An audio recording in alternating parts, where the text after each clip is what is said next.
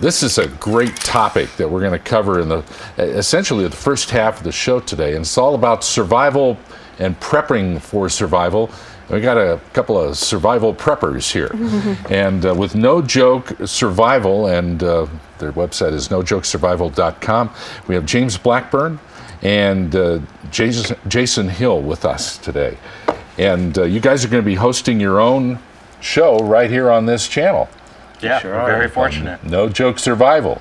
This is going to be great, and we're going to talk about that show. Welcome to both of you. Thank you. Yeah, thanks for having us being out. out here. Yeah, we appreciate it. Well, Aaron, you ready to go into survival mode? Let's do this. So I was kind of joking around earlier about the zombie apocalypse is upon us, but really this is serious stuff for some people, and it's good to be prepared. So tell us a little bit about your show and what it's all about. Well, No Joke Survival kind of came about to teach, it's called Preparations for the Average Family. Now, if you watch TV, they have shows where they show all this extreme stuff, people with bunkers and warehouses of food. Yeah. Or they show you going out into the wilderness and living off the land, that type of thing. But for hundreds of thousands or millions of people, they just want to get some basics. You know, how do I start prepping in case something happens, like a hurricane or the fires that went through Colorado? So that's kind of where our goal is just get them started, teach them some basics, and get the ball rolling. Exactly, and a lot of the other prepper shows, they have underground bunkers and they're stockpiling food. Not everybody has $1 million or a big piece of property to do that, so we're talking about average emergencies for average families. To give a better idea of all this, we have a little video clip that we want to show you all about it. So Survival? let's check it out. Preparations for the average family. I'm Jason Hill. I'm James Blackburn. And I'm Danny Linsky. And what we're going to do is we're going to have us a little competition demonstrating the flint and steel and see who can get a fire started first. But before we do that... Before we cut in, I'm going to have to say safety first, and all right. Okay. I think now we are safe. We haven't burned anything in a while. Yet. But- Not today. But we do have a great video that we'd like to show you to give you an idea of what it's like to start a fire out in the woods. And so we'll check that out right now. Awesome. Yeah, definitely go to that footage. Okay. That's a sample of the show. So here we are out in the field. This going thing- to be constructing. This thing really has a lot of components to it. And so let's start from the basics. What should the average family be looking at doing to prepare for a survival mode? Well, there's a number of different areas. There's food, water, energy, shelter, security, and sanitation. And that kind of covers a wide range of things. I normally like to try to get people started with water, which is the most important thing, food, and then protection, which could be like carrying blankets in your car. Right. You know, if you're driving out in the winter time, you get off on the side of the road. Yeah. You want to have those items. So. Yeah, and we call that our 6 core areas. And the water thing, as he said, is the most important because you can't survive longer than, 3 days without water? Approximately, yeah. And obviously you can start having kidney failure way before then. So water is the basic, essential, lifeblood of all of us. So. Now, you help the average person with the survival guide, but do you kind of aim it towards where people live? So if I live off the coast, it might be different from somebody in New Mexico? Not necessarily. I mean, the core areas can apply to anyone in any region, just in different degrees. Out here in the Southwest, where we have a lot of heat, it would be a little bit different, where back east they get lots of rain and have a lot of sources for water, streams, rivers, and lakes. Here we might have to get a little bit more creative. You might have to use transpiration, where you get the moisture from leaves and the sun, and use the power of the sun. Can I get a little of each of your backgrounds? What are you bringing to the table here in terms of experience? And go ahead, James. Yeah. Well, I'm a more mature gentleman, I guess you would say. I don't want to reveal my age, but my entire life that I've pretty much been spending outdoors. Was a Boy Scout as a kid and just really got that love for being out there. Yeah. And over the years, you know, I practiced a lot of the survival techniques that we show on our TV show, as well as just general being outdoors. And I actually documented a whole year of my life, one day at a time, with videos, and a lot of those were outdoor videos as well. Wow. Very interesting. Just living out in the outdoors, basic life. Well, some of them were camping, some of them were just day hikes, but you know, I would go out and I would practice some of the techniques that we have in our show. You know, fire starting, which by the way is a lot harder to do if you only have sticks. And it's such a basic tool that everybody should know, but you know, if you weren't in Girl Scouts or something, when you're younger, you're like, what am I supposed to do with these 2 pieces of sticks? And that's a great point. It's one of the things that we try to get out to the people is that don't just read about it. Go out and practice these things. Yes. Because in a crisis situation, you kind of shut down, and you don't want to be stressed out with trying to figure something out. If it's something you've practiced, you'll remember right off the bat, and then that's one less thing. And you have a military background. I do. Yeah, I was also in the Boy Scouts as a kid, and then I was in the first Gulf War back in '91, and I served some time, and I did air assault, rappelled out of helicopters, did a All that combat kind of stuff. lifesaver, Whoa. all that fun stuff. And so, yeah, I had some different trainings, survival training and things like that. And then I just came back and love for the outdoors. So lots of camping trips, going out, practicing the techniques, building my own shelters and staying in them overnight. Interesting. Yeah, I've seen this guy build one of the best debris huts I've ever witnessed in my life. Comfortable, huh? 3 bedrooms, swimming pool, you go in the whole there. thing. Exactly, hot tub, the whole nine yards. Oh yes, that is vital for survival. All right, now you brought some stuff in the bag, so let's take a look. What would this be? Basically, this is just going to represent other items. So I've got small items that would represent some things that you should have stockpiled. So this just represents medicine. Okay. One of the things people forget about is if you have prescription medicines that you might need, if there is a crisis, say Hurricane Katrina, you can't get to the store, the Walgreens, the whatever, everything's shut down. Yeah. Do you have enough medicines to last for a week or 2? You know?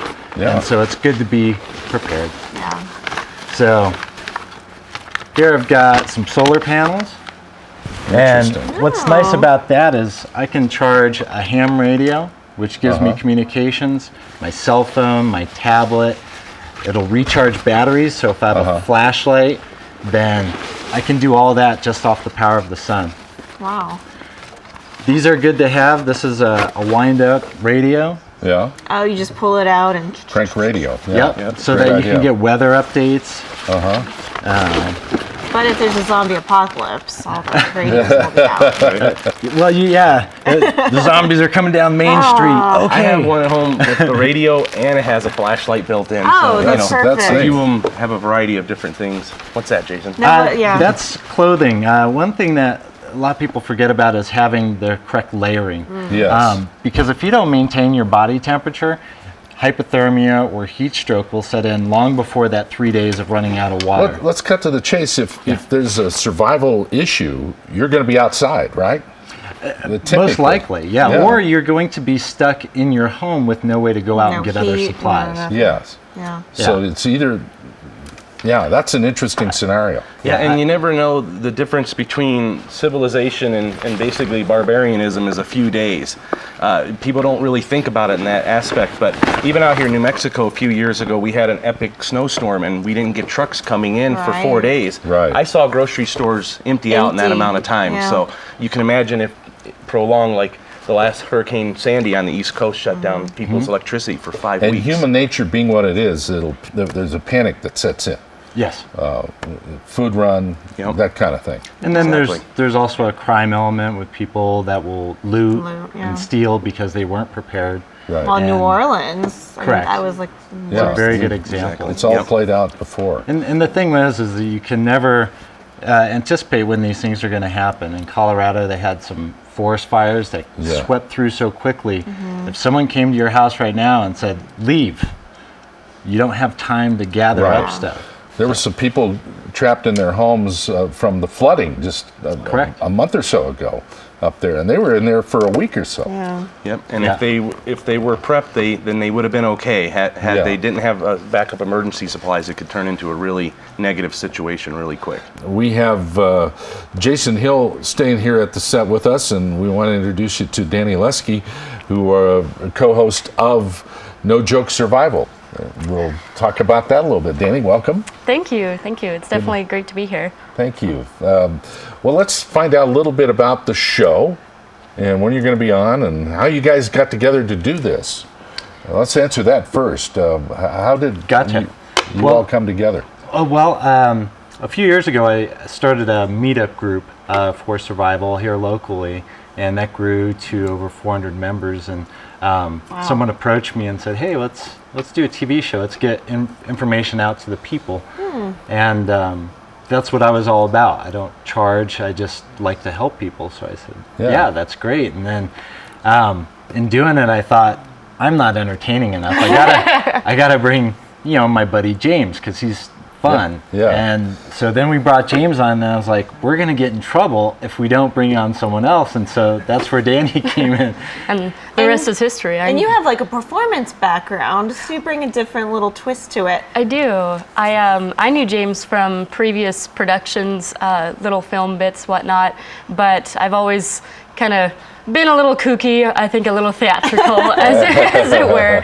And James got a hold of me saying, are you interested in being a part of the show? And as far as survival goes, I'm kind of like the audience member in the sense that I don't know nearly as much as, say, James, and so I'm there to help kind of take the journey with the audience, and learn with them, and so it's been good, very nice. Well, that's a good perspective to have, because these guys really know their stuff. Yes. And got to be somebody around to hold them accountable, Yes, right? exactly. Make sure the average person can do it. Hold on now, and it's nice too because from everyone with their different backgrounds and lifestyles and whatnot, I was able to give my 2 cents here and there as well. So Good. Of what little I know. Should we show a little clip? Sure. Yeah. All right, this is from No Joke Survival, about to make its Now, debut some things here that on you wanna UABQ consider TV. are being safe. And so we have a shovel, we dug a little hole in the dirt, cleared around it, and we also have water. So that when we're done, we're going to show you how to properly put out the fire to where it's completely extinguished.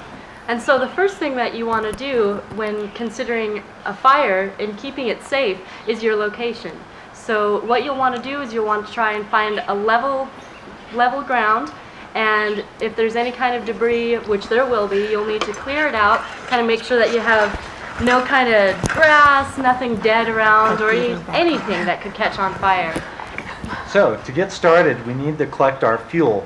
And in order for the fire to actually catch, it's got to have different stages. You need some small kindling, some medium size, and then some larger sticks, and you build them up as you go.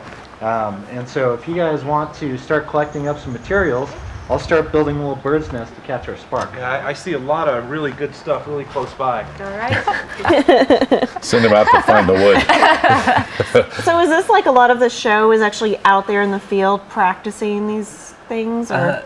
Not so much. We do try to do a video for each episode, and we have someone filtering water. In one video, I eat dandelions, and so we do have some field stuff just to get people out of the studio. Yeah.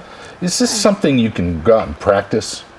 Oh, absolutely. Yeah. Can you go rehearse a survival weekend or something? That's what we call camping. Yeah, well, yeah. That's where I learned my survival skills. Where's the fine line between camping and survival here? It's a very thin line, in fact, because you can go camping, what I call car camping. Yeah. Yeah. But you can practice these skills. You sit around a campfire and you can use a flint Actually and build steel. a fire and try it. Correct. You can build a shelter next to your car with debris that's lying around, just to see if you could do it in a situation, but with the safety of having all your modern conveniences. Exactly. Yeah, like the hot tub. Things like that. Yeah. Well, let's get to the show real quick. So when can we watch the survival show? It's No Joke Survival. The premiere is November 2nd, which is Saturday at 6 p.m.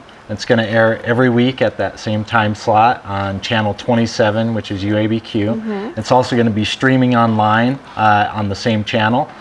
And yeah, so you can watch it there. We'll be uploading it to our YouTube page after it airs, so people can go back and catch it if they missed it.